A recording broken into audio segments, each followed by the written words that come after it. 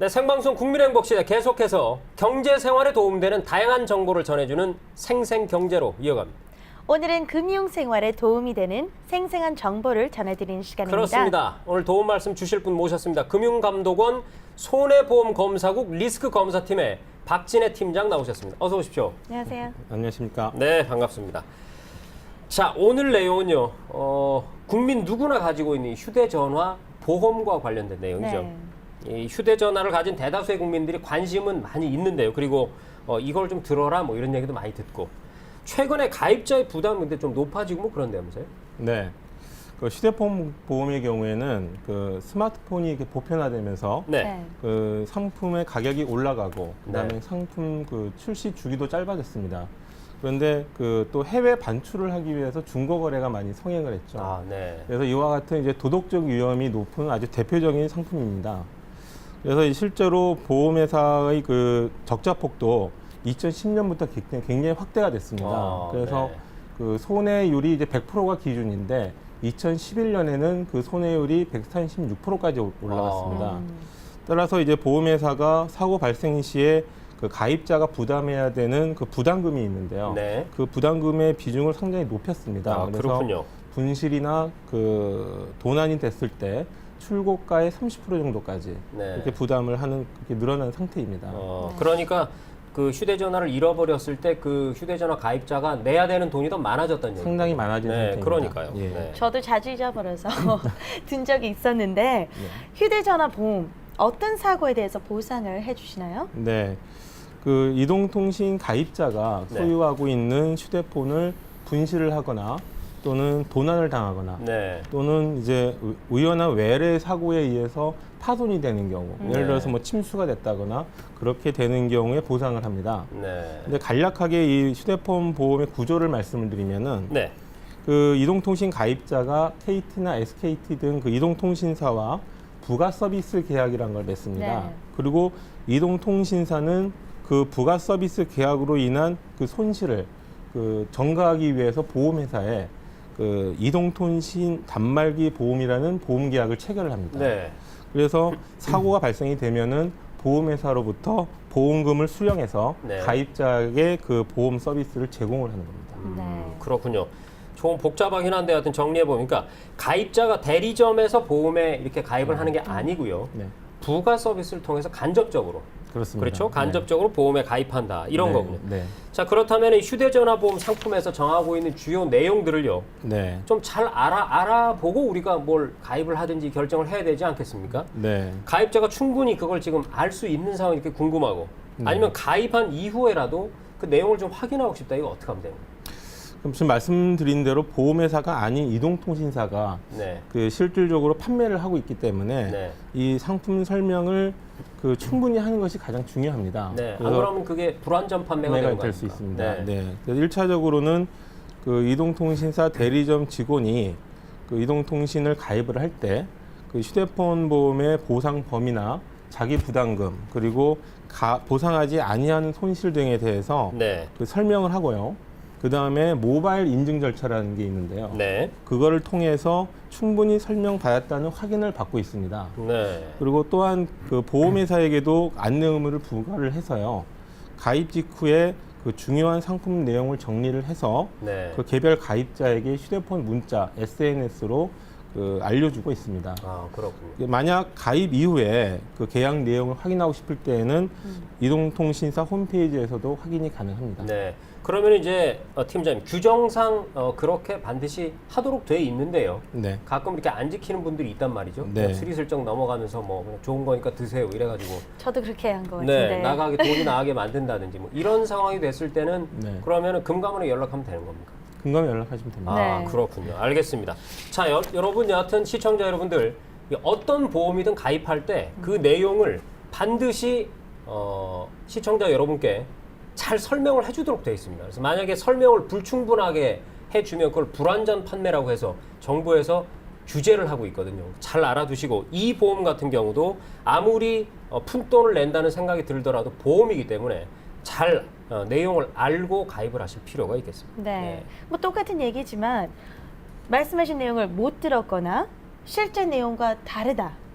다르게 설명을 받는 경우는 어떻게 되는 근데 거예요? 거기다 전화하면은 자꾸 막 뭐 자기는 다 했다 또 이러고요. 저는 뭐, 전혀 안 들었어요. 네, 그러니까 네, 먼저 어떻게 구제를 받아야 되나요? 다른 내용으로 이제 설명을 들은 경우는 굉장히 좀 드문데요. 네. 그걸 먼저 말씀을 드리면은 네.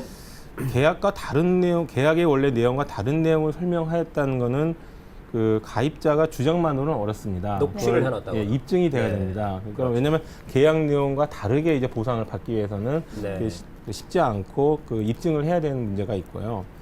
그 상품 내용에 대한 이런 가입자 확인을 위해서 그 말씀드렸듯이 모바일 인증을 의무화했습니다. 네. 그리고 고연령자나 미성년자 같은 경우는 모바일 인증을 할 수가 없거든요. 네. 그런 경우에는 자필 서명을 하도록 했습니다. 그래서 그렇게 한 경우에만 그 가입이 되도록 했기 때문에 네. 특별한 사정이 없는 한 그 계약의 중요한 내용을 인지하였다고 이렇게 가정을 합니다. 예. 그래서 만약에 인증 절차를 거치지 않거나 자필 서명을 하지 않았다면은 네. 말씀하신 대로 불완전 판매가 돼서 계약이 네. 무효화가 됩니다. 그렇군요. 그래서 그 이때까지 낸 보험료를 돌려받을 수는 있고요. 하지만은 네. 그렇다고 해서 사고에 대한 보상도 역시 안 됩니다. 계약이 네. 무효화가 되기 때문에. 네. 그러니까 사실 뭐 예방이 뭐 최선의 예, 방법이죠. 그렇습니다. 예, 그러니까 예. 설명을 정확하게 권리가 있으니까요. 정확하게 설명을 요구해서 네. 자세한 설명을 듣고 가입할지 말지를 정하는 게 좋을 것 같습니다. 네. 네. 아니 뭐 리사 앵커가 잘못했다는 건 아니고요. 제가 아는 어떤 사람은 굉장히 꼼꼼한 분인데 보통 보험회사 뭐 이런 데서 전화가 오면은 그쪽에서 뭐 그 녹음을 합니다 뭐 이렇게 안내를 해주지 않습니까? 그럼 네. 이분이 저도 녹음을 시작했습니다. 이런 분이 계세요. 굉장히 좋은 자세거든요. 네. 자, 최근에 그런데 말이지 금감원에서요 휴대전화 보험 취급하는 보험회사에 대해서 과태료 부과했죠. 네. 어떤 내용으로 과태료 부과했습니까? 네, 아까 말씀드렸듯이 그 휴대폰 보험의 그 이동통신사 역할과 보험회사가 좀 다른데요. 네. 그 휴대폰 보험의 그 보험료를 보험회사에 내는 사람은 이동통신 회사입니다. 네. 그런데 실제로 이 보험료를 부담하는 사람은 그 휴대폰 가입자죠. 가입자죠. 네. 그러니까 좀 구조가 좀 특이한 구조입니다. 네. 처음 들었을 때는 잘 이해가 잘 안 되는 구조인데 이러다 네. 보니까는 그 이동통신 회사하고 보험회사하고 또 휴대폰 가입자하고 그 권리나 의무 관계를 네. 그 명확하게 약관에서 이렇게 정하고 있습니다. 그런데 그 실제 그 보험회사나 이동통신사가 이걸 운영하고 있는 그 형태가 네. 그 약관 내용하고 좀 일치하지 않는 부분도 있었고 또 감독원에 그 이 상품을 신고하게 돼 있는데요. 네. 신고한 내용과도 맞지 않는 다르다. 부분이 있었습니다. 그래서 근데- 네. 말씀해. 감독원에서는 그 소비자 보호나 그 회사 건전성 확보 측면에서 그 보험회사에서 제출한 상품 내용이 적절한지 여부를 검토를 하는데요. 네. 그 신고한 내용과 달리 운영되고 있어서 그 과태료를 그렇군요. 부과를 한 겁니다. 네. 전 좀 더 자세히 듣고 싶은데요. 어떻게 해서 신고한 내용과 네. 다르게 계약을 했는지. 네. 네. 그 한 가지 예를 말씀드릴게요.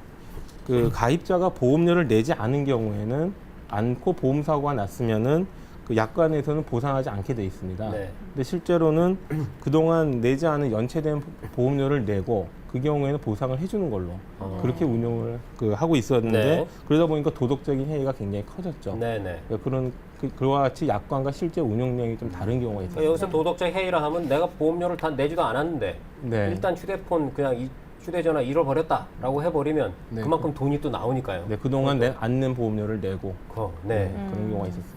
그렇죠. 그러니까 의무를 다하지 않았는데 보상을 받을 네, 수 있는 네, 이런 네. 상황이 벌어지고 있었다는 거고요. 네. 자, 그래서 바로 감독 당국이 휴대전화 보험 검사를 실시하게 네. 된 거 아니겠습니까? 네, 네. 그 과정에 이 보험 상품이 뭐 여러 가지가 개선이 됐다고 들었는데 어떤 점들입니까? 네. 먼저 이제 그 검사 과정에서 문제가 된 그 약관 내용을 다시 점검을 해서 네. 그 소비자한테 불리하지 않게 개선을 했고요. 두 번째는 작년에 이 휴대폰 보험과 관련해서 민원이 굉장히 많았습니다. 네. 그래서 이 민원 해소를 위해서 아까 말씀하신 상품 설명을 강화하는 방향으로 개선을 했는데요. 네. 그 먼저 보험계약 내용의 그 내용을 가입자가 충분히 아는 것이 중요하기 때문에 그렇죠. 그 이동통신사가 가입자에게 보험계약의 중요 내용을 그 휴대폰 가입자의 모바일 인증이나 자필 서명을 받은 경우에만 보험회사가 계약을 인수하도록 네. 그렇게 조치를 했고요. 네. 그러니까 이러한 내용을 감독원에 제출하는 상품 내용에 포함하도록 했습니다. 네. 그래서 이거를 그 회사가 지키지 않았을 경우에는 과징금을 부과할 그런 계획입니다. 프로. 그리고 또 한 가지는 가입자가 그 보험 사고가 났을 때 그 보험금을 청구할 수 있는 기간이 기존에 한 달로 돼 있었는데요. 네. 이거를 상법에 부합하도록 2년으로 확대를 했습니다. 아, 네. 그리고 그 보험금 이제 보험 사고가 나서 보험금 지급을 해야 되는데 네. 그런 것이 이제 특별한 사정이 없는 한 그 기존에 20일이었는데 그것도 7일 이내에 지급하도록 그렇게 개선을 하였습니다. 그럼 제가 다음에 네. 전화 보험 가입할 때, 네. 휴대전화 보험 가입할 때 주의해야 할 점들이 있나요? 그냥 무엇보다 본인이 필요로 하는 보상이 무엇인지 그걸 잘 선택하시는 것이 가장 네. 중요하고요. 그 계약 내용이 중요한 사항은 아까 말씀드렸다시피 1차, 2차에 걸쳐서 안내를 해주기 때문에 네. 잘 숙지를 하시는 게 중요합니다. 그리고 이제 특히 그 부가 서비스 요금이 연체된 경우가 중요한데요. 네. 그런 경우에 불이익이 없도록 직접 챙기셔야 됩니다. 네. 그렇게 그 부가 서비스 요금이 3개월 동안 연체가 되면은 네. 통신사에서 그 해지를 통보하게 됩니다. 그 해지 이후에는 보험금을 받을 수가 받을 수 없습니다. 없다. 3개월이 지나면 네. 받을 수 없습니다. 그러니까 이 휴대전화를 이렇게 자주 잃어버려서 그런지 리사이커 굉장히 지금 눈을 반짝이면서 팀장님 설명을 듣고 있습니다. 자, 아까 설명하실 때요. 개선된 사항 중에 사고 때 이 보험금을 청구할 수 있는 기간 기존에 30일이었는데 2년으로 늘어났다. 그죠? 그리고 보험금 지급이 특별한 사정이 없는 한 일주일 이내에 받을 수 있도록 그렇게 지금 바꾸셨지 않습니까? 네. 그런데 네. 그렇게 하려고 했는데 자꾸 그 보험회사가 지급을 안 해줘요. 네. 뭐 이런 상황이 생겼을 때 민원을 좀 제기하고 싶다. 이 문제를 좀 해결해 주십시오. 네. 팀장님 찾아가면 되는데 너무 바쁘시니까 어디다가 이거 연락하면 되는 겁니다. 일단은 그 이동통신사 콜센터로 연락을 하시면 됩니다. 이동통신사 네. 콜센터로 콜센터. 일단 네. 그다음에 이동통신사 콜센터는 그 보험회사가 여러 군데가 이거를 같이 취급을 하고 있는데요. 네. 해당 보험회사 소비자 보호센터하고 연결이 되어 있습니다. 네. 그래서 만약 또 본인이 어느 보험회사에 가입이 되어 있는지를 확인이 되면은 네. 바로 보험회사 소비자 보호센터로 연락을 하셔도 됩니다. 네.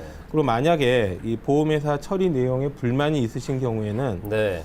그 금융감독원의 그 통합 콜센터 그 전화번호 1332입니다. 번이 없이 네. 1332번. 네, 2번으로 문의를 하시고 네.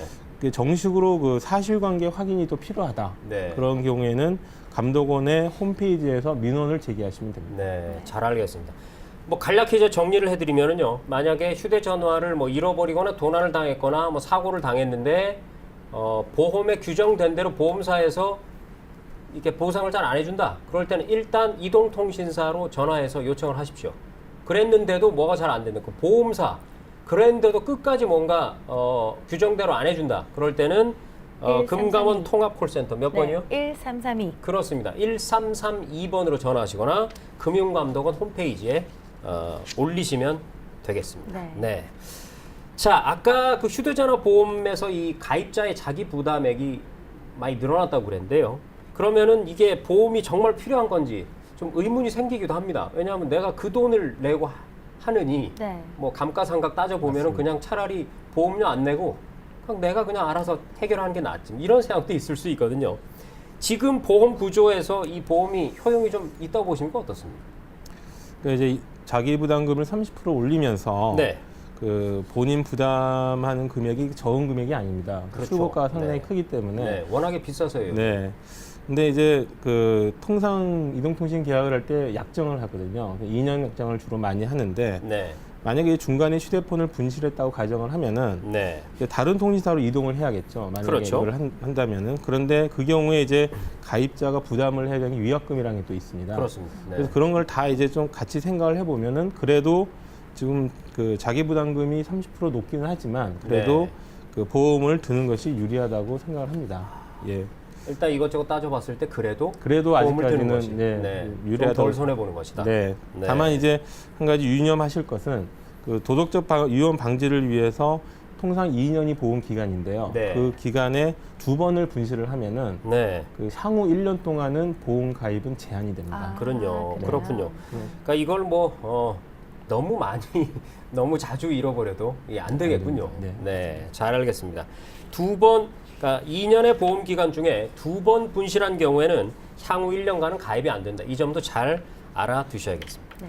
근데 우리나라 분들이요, 평균 1년 만에 휴대전화를 한 번씩 바꾼다고 하는데요. 이 새로 가입할 때 휴대전화 보험도 잘 챙겨 보시기 바랍니다. 네, 생생경제 오늘 이 시간에는 휴대전화 보험과 관련한 내용 알아봤습니다. 네, 오늘 도움 말씀 주신 박진혜 팀장님 감사합니다. 고맙습니다. 네, 감사합니다.